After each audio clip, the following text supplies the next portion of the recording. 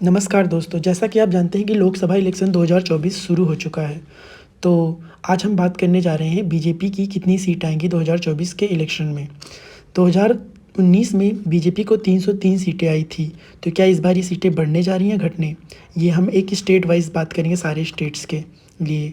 तो सबसे पहले हम 2019 में देखते हैं जहाँ पर बीजेपी को 303 सीटें आई थी और इस बार हर स्टेट में कितनी सीटें घट या बढ़ रही हैं। सबसे पहले आंध्र प्रदेश में देखेंगे, जहाँ पर पिछली बार बीजेपी को 0 सीट आई थी और इस बार लगभग 3 सीट आने की संभावना है बीजेपी की आंध्र प्रदेश में। उसके बाद आ जाते हैं आसाम में, जहाँ पर पिछली बार बीजेपी को 9 सीट आई थी और इस बार लगभग 1 सीट बढ़ सकती है इनकी और कम से कम 10 सीट बीजेपी की आ सकती है। इसके बाद आते हैं बिहार में। बिहार में पिछली बार बीजेपी की 17 सीटें आई थी और इस बार भी लगभग वही 17 सीटें आने की संभावना है या फिर 1-2 सीटें घट भी सकती हैं।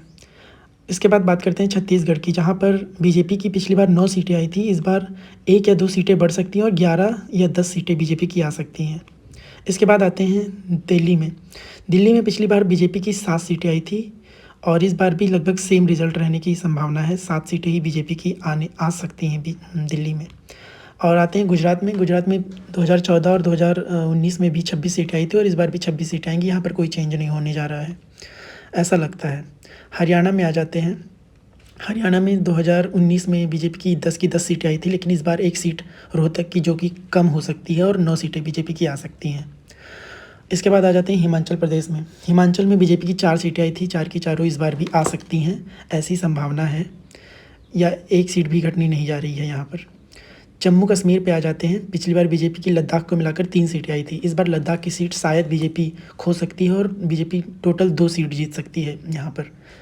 इसके बाद आते हैं झारखंड में, जहाँ पिछली बार बीजेपी की खुद की 11 सीटें आई थी अकेले, इस बार 1 सीट बढ़ के 12 हो सकती है और बाकी वैसा ही लगभग रहना है। इसके बाद आ जाते हैं कर्नाटका में, जहाँ पर इस बार बीजेपी काफ़ी टफ फाइट में, पिछली बार आई थी 25 सीटें, इस बार कम से कम 3 सीट बीजेपी लूज़ कर सकती है और बीजेपी की 22 सीटें आ रही हैं कर्नाटका में, ऐसा लगता है। केरला में, जहाँ पर बीजेपी का खाता नहीं खुला था पिछली बार, इस बार भी कम से कम 1 सीट बीजेपी की आ सकती है, जो कि थ्रिसूर या तिरुवनंतपुरम में से कोई एक हो सकती है। मध्य प्रदेश में पिछली बार 28 आई थी, छिंदवाड़ा सीट बीजेपी को नहीं मिली थी, इस बार भी लगभग वैसा ही रिजल्ट रहने की पूरी संभावना है। इसके बाद आते हैं महाराष्ट्र में। महाराष्ट्र में पिछली बार बीजेपी को अपने आप 23 सीट मिली थी, इस बार बीजेपी थोड़ी ज़्यादा सीटें लड़ रही है, तो 1-2 सीट उसमें बढ़ने की संभावना है, तो 25 सीटें कम से कम आ सकती हैं बीजेपी की।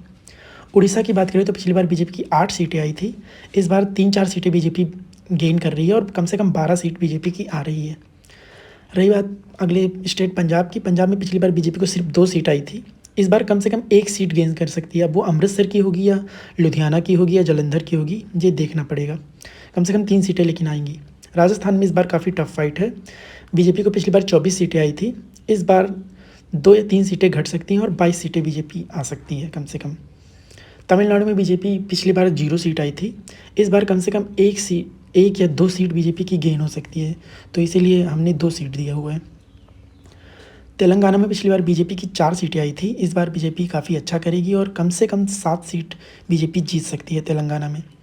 अब आते हैं देश के सबसे बड़े राज्य उत्तर प्रदेश में। यहाँ पर पिछली बार बीजेपी को 62 सीटें आई थी, इस बार कम से कम बीजेपी 8 सीट गेन कर सकती है और कम से कम 70 सीटें बीजेपी ला सकती है इस बार। उत्तराखंड जो पड़ोसी राज्य है, वहाँ पर जो 2014-2019 में 5 की पाँचों सीटें आई थी, इस बार भी वही सीटें रहने की संभावना है। इसके बाद आ जाते हैं मेन स्टेट, जो कि है वेस्ट बंगाल, जहाँ पर पिछली बार बीजेपी को 18 सीटें मिली थी, इस बार बीजेपी काफ़ी गेन कर रही है और कम से कम 25 सीटें बीजेपी वेस्ट बंगाल में लेके आ सकती है। ओवरऑल टैली बीजेपी की 334 प्लस माइनस 10 यानी 225 से 245 तक रह सकती है बीजेपी की टैली ओवरऑल। आप